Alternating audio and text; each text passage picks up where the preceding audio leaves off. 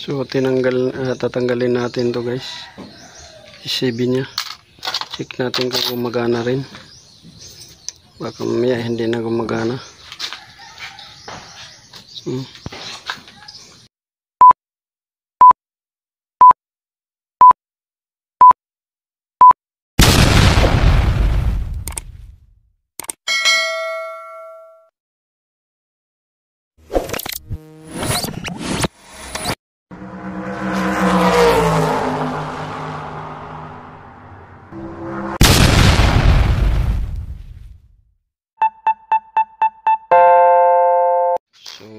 Bago natin tanggalin guys yung compressor, oo, at saka preyon, so kailangan may buti kayong malinis para ma-check ninyo yung system. Baka mamaya may black oil na, so mahirap pagka huli na ninyong nalagyan ng buti, dahil kailangan ng prove na video kung may black oil na sa system. So ito ginawa natin, pinasukan natin yung preyon dito sa buti, sasama yung langis yan at makikita natin kung black oil na siya. So kailangan walang cut yung video ninyo. So hindi tayo nag-cut. Yan, aantayin natin para hindi tayo ma-misdiagnose din, kasi ang kino-complain ng customer ay maingay lang, pero titingnan na din natin yung oil. So importante ito guys, dahil marami na akong experience ito sa abroad. So kailangan ma-confirm kung black oil na ba yung system bago natin tanggalin yung compressor. So kailangan may video kayo na walang cut, kagaya nito. So minsan kasi nag-iingay yung compressor, internal parts error or failure. So ngayon kadalasan yan, ang result is nagba-black oil dahil ang piston niya o swash plate ay maluwag na, so may friction na siya na mataas. So maraming debris na maipon yun hanggang sa mag black oil na. So kailangan walang cut. So ito walang cut, pinasukan natin dito sa buti na malinis. Yan. So nakikita nyo naman, hangin lang ang lumalabas, wala ni preyon ang sumasama. So ibig sabihin nito ay may hangin na nakapasok doon, galing yun doon sa valve na ating tinanggal, saka doon. So yan, kailangan walang cut. Walang cut tayo guys, hindi tayo nag-cut ng camera para reference kasi natin to. Ito yung reference natin para maipakita sa may-ari na walang cut tayo pag video, at yan yung nakita nating result. So yan, na-drain na guys, zero na yung low side, zero din yung high side. So dito tayo, lalabas na natin. So walang preyon na sumama, hindi man lang umusok. So ito dry, kita ninyo dry, walang sumama. So proven to na wala nang preyon, hangin na lang ang sa loob. So yun, ngayon tatanggalin natin din yung compressor. So ito guys, nabunot na natin yung compressor nya. So nabunot na natin. So check natin dito sa butas, madumi. Tapos dito may konting dumi rin. Ngayon ito yung anuhin natin. Ito. Ayan o. So damage yung damper nya. Yan, damage. Ngayon, ang gagawin natin dito dahil na damage, titingnan natin kung magawa natin to ng paraan. Kasi na damage yung damper niya. Yan.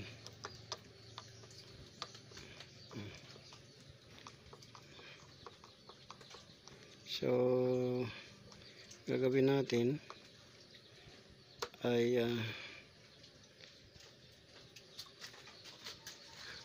papalitan natin to ng Rimachi.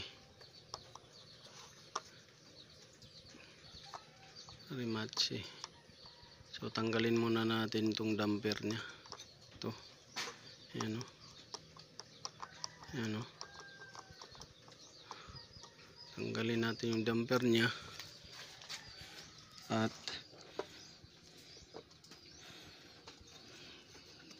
lagyan natin ng panibago.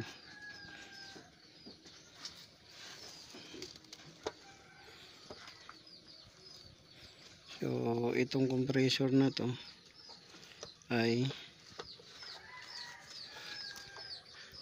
modified na ang compressor na to. So ngayon gagawin natin, ayusin natin to. Ayan o.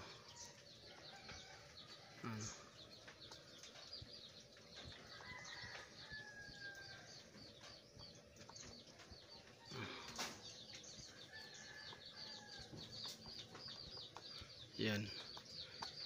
So dahil surplus to, nispatan lang nila to dito. Hindi nila nilagyan ng, dapat nilagyan man lang nila to ng Rimachi. Hindi nilagyan ng Rimachi. So babarinahin natin yan, ayusin natin, tapos check natin kung nagpa-function ba to ECB nya. Ayan, sundan nyo lang guys yung video. So dito guys, papakita ko din sa inyo guys yung mga parts na kailangan natin i-check. So maliban doon sa compressor na ating tinanggal at yung symptoms niya ay sobrang ingay dahil nasira yung damper plate at saka yung damper lock niya doon sa may pulley. So isa rin ng mga kailangan i-check natin guys itong mga parts na to, maliban sa compressor, maliban sa preon pressure, oil niya doon sa compressor, evaporator, condenser. So ang iba niyan guys ay itong mga parts na to. So i-check natin to. Sahin natin ito guys kung bakit yung aircon ninyo ay hindi gumagana or hindi lumalamig. So ito yung guys yung kailangan ninyong tingnan. So itong thermistor sensor to guys para mag-automatic at mag-off yung compressor ninyo. Pag malamig na yung condenser, ito yung magsisense ng automatic niya para mag-close at open yung compressor. So kailangan kasi ng compressor makapagpahinga muna siya, hindi yung dire-diretso kasi masusunog din yung compressor. So ito siya ay electrical combination na sensor. So pangalawa, ito siya, itong thermostat mechanical. So kaparehas lang to siya guys, ang operasyon nito sa electrical type sa yung operasyon din ng thermostat. Kagaya nito, ito yung mag-close open ng engagement ng compressor para makapagpahinga yung compressor at lalamig yung system. Pangalawa guys, itong resistor block. Itong resistor block guys, ang operasyon naman nito ay yung hangin na dumadaan doon sa air duct. So ang operasyon niya nito guys ay isi-sense niya yung blower kung mayroong hangin na papasok, at at the same time konektado yung isang wire nito guys doon sa compressor. So nagpapagana rin to ng compressor. Pagka ito nasunog sa loob, hindi rin mag-automatic yung compressor. So ito yung problema. So pangalawa, pagka yung malamig sa loob, mainit sa labas, ang tubo, may diferensya na guys yung ito ninyo, lalo na kung sa low side. Kung malamig naman sa labas at mainit sa loob, ito rin yung diferensya guys. Hihina din yung lamig sa loob. So kailangan ninyong palitan din to. So pangalawa, ito guys, another one is yung pressure sensor switch. Itong pressure sensor switch guys ay nag-automatic close din ng auxiliary fan, at the same time yung compressor. Kung failure na to guys, hindi lalamig din yung aircon ninyo. So mamamatay yung compressor at auxiliary fan, hindi nagagana pagka ito sira. Pressure sensor switch. Ito naman guys ay itong sa clutchless na type na ECB. Ito naman ay close open din ng pressure. So kung sira na rin to, hindi rin mag-open close yung system or yung compressor din. Hindi rin mag-open close ito. So kailangan itong i-check din. So pwede ma-check to ng manually gamit ang maliit na battery. Sunod, ito naman guys, itong filter condenser, desiccant filter. So kung barado na to guys, hindi rin mag-automatic yung compressor ninyo dahil na-stuck doon yung freon at saka oil sa condenser. So itong mga parts na to guys, ito yung kailangan tingnan ng technician. Ang wala dito guys ay yung auxiliary fan. Titingnan din pagka mahina yung auxiliary fan, hindi rin lalamig yung aircon. So kagaya nito, ito yung auxiliary fan guys. Yan. Auxiliary fan. So kung wala yung auxiliary fan, mahina ang buga, hindi rin lalamig yung system guys. So ang components na to, ito yung mga kailangan tingnan ng technician. Yung auxiliary fan, yung condenser, at saka yung compressor, pati na rin yung wiring harness. So yan yung mga kailangan tingnan ng technician. So yun lang guys, may share ko sa inyo guys kung bakit kailangan tong tingnan at bakit hindi lumalamig yung aircon ninyo. So sa mga may unit dyan na mga sasakyan, so kailangan itong mga parts na to titingnan to ng maigi ng technician. Isa na dito yung auxiliary, condenser at saka evaporator. Evaporator, check for leaking at saka plug ng pins. Condenser, check rin ng leaking at saka yung barado na pins. Pati na rin yung operation ng auxiliary fan. So yun lang guys, this is Otoboy Sol. Sana nakakuha kayo ng konting kalaman. Sundan nyo lang ng video na ating dinadiagnose na sasakyan. Toyota Corolla, Kia Rio, at saka mga iba pang unit na ating sinishare sa inyo sa mga previous video. So yun lang guys, God bless. So ito guys, basag yung damper nya. Yan. So ito yung mga dahilan kung bakit hindi lumalamig yung aircon ninyo at maingay yung compressor nyo. So yan yan, basag yung damper nya. Itong washer naman manipis na. So ito guys yung damper na sinasabi ko. So dapat yan, yung kanto na yan at saka ito magkarugtong yan sila, magkadugtong yan. Dapat ito dugtong at saka yan dugtong para sumabay ito pag ikot. So sabayan sila dahil ito siya nakadikit sa compressor shaft. Yan kung nakikita nyo, may spline yan spline na gear, spline gear. Ayan. may spline gear.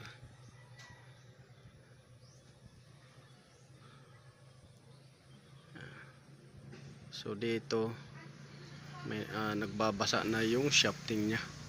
Parang compressor oil tong lumabas dito. Yan. Compressor oil yung lumabas. So ito yung sinasabi ko. Pag naputol yan, tatlo na yan, hindi na iikot yung compressor ninyo. Kasi ito siya, yung spline na yan, gaya ng sinabi ko, naka-attach yan dyan, kain yan dyan sa may compressor shaft. Ngayon, kung putol na yan, ito, naiiwan to. Ito lang ang umiikot. Itong sa labas, umiikot yan. Kaya, maingay. Ang resulta, mag-iingay siya. Ayan o. Yan. Dapat nakasintro yan. Ganyan. Ngayon, naputol. Ayan o. Putol. So, ito siya, sa gitna, maiiwan. Ito lang iikot sa labas. Kasama nung pulley. Ito. Pulley. Kaso, naputol din dito. So, ang dahilan nito, ang una nito is ito yung naputol. Ito yung unang naputol. Yan. Yan ang unang naputol niya.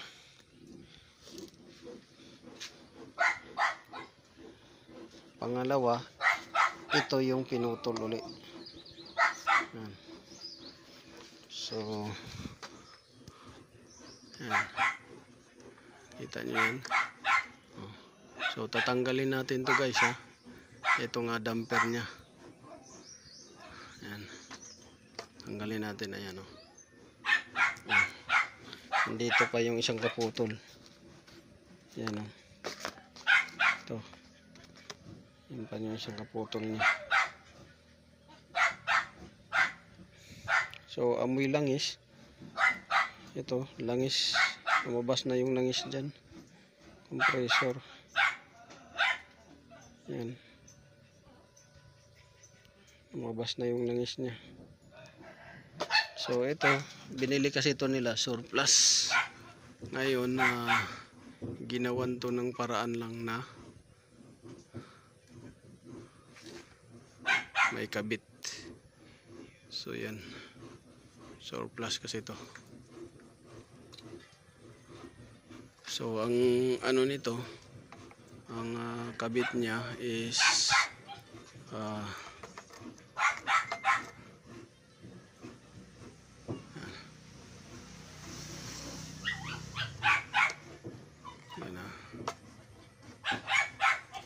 so, yan. Ganyan siya. So, ngayon, papaalam natin to sa may-ari kung bibilhan na lang na yan ng assembly nito. Dahil sira na rin yun, damper niya. At itong primary damper niya to, tsaka ito, secondary damper, sira na rin. Modified lang kasi nila to. Minodified. Yan.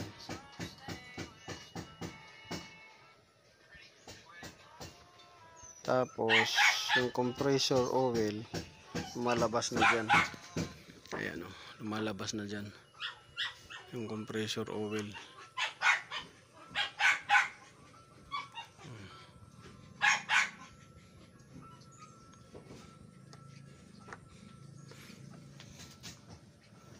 So, yan yung gagawin natin ito. Paalam muna natin kung bibili siya ng panibago or surplus uli. Kasi umabot na rin yata ito ng 1 taon sa kanya. Tapos, surplus original to. Tapos, ang gagawin natin, kung maaprobahan niya ng bago, mas okay. Pero kung hindi, ito papalitan to ng repair kit dahil lumalabas na yung langis. Tapos ito, bibili din siya. So yun lang yung tatlong option lang, bili ng bago or bili nitong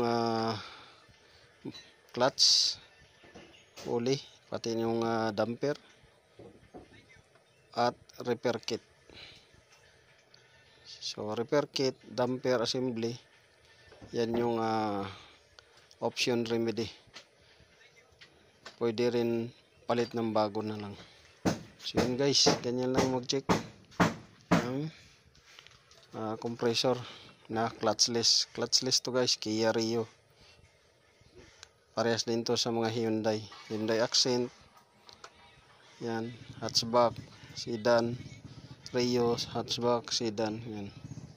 So yun, papaalam na lang natin to sa may-ari kung anong balak niya. So this is the Autoboyson. Sana'y nakakuha kayo guys ng konting kalaman sa mga may sasakyan dyan na maingay yung compressor, lalo na pag clutchless.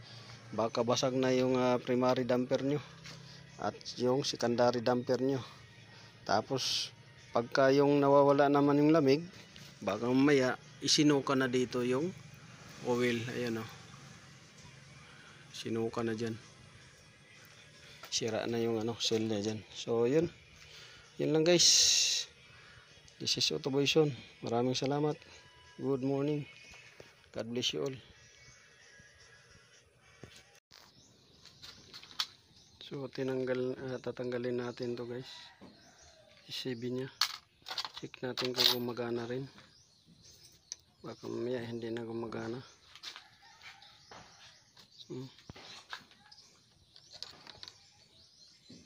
So ayan, may black oil na, ayan, may black oil na siya guys. Black oil na.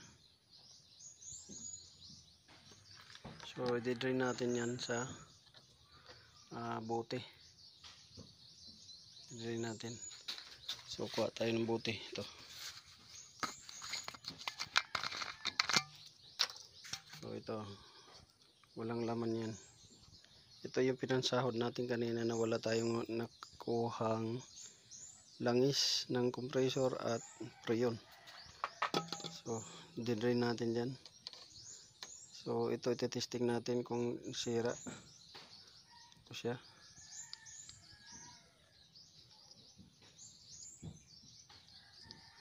I-drain natin.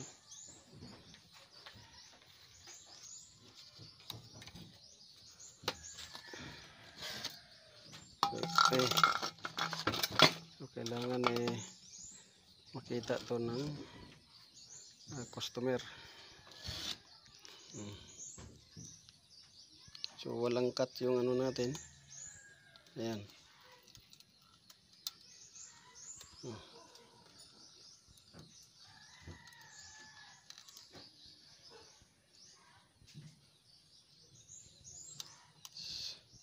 Ayan.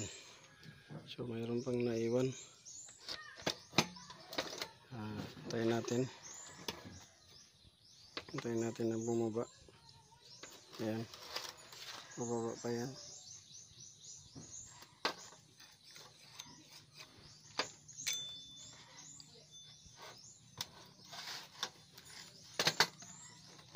Okay,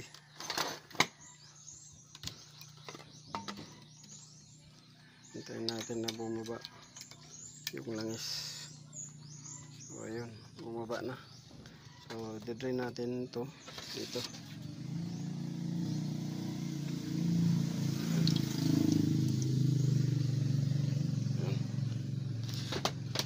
So walang cut yan guys ha. Walang cut. Ayan na. Black oil. So hindi rin talaga yan lalamig kung ganyan contaminated.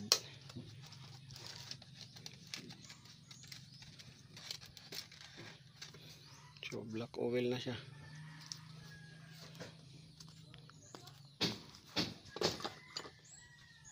So ito iti-testing natin to kung gumagana, ECB.